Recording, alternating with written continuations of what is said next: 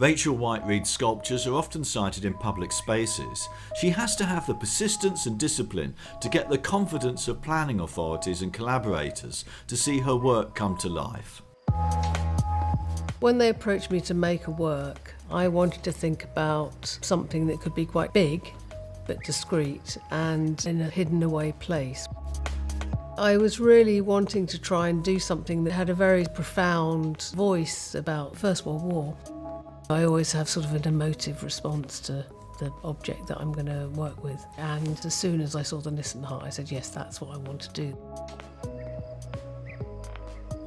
A Nissan Hut was the first flat-pack building that was designed in the beginning of First World War to make a shelter that could be used for all sorts of different things.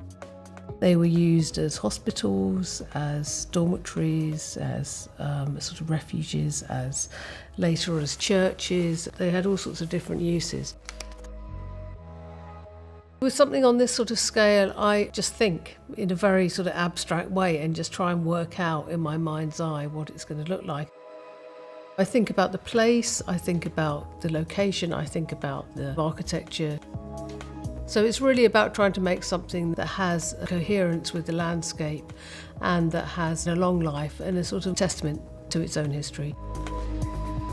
So the process of doing that would be very carefully photographing the inside of the building, because that's what's being cast, and measuring it quite carefully, taking detailed sort of description of everything, and then going back to the studio and working with that information.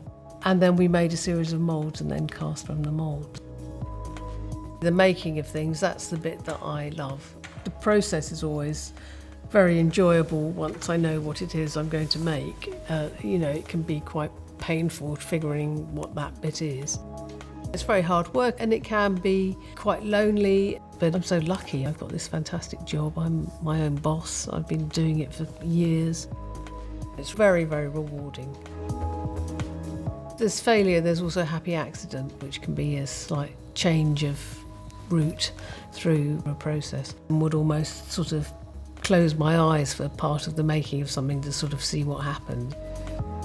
What does peace mean to me? We haven't been in a war for a very long time as such in this country, but there's always a residue of something bubbling somewhere else. I would say that we need to be very mindful about the future of the world, actually, and how we interact with it and how we interact with each other.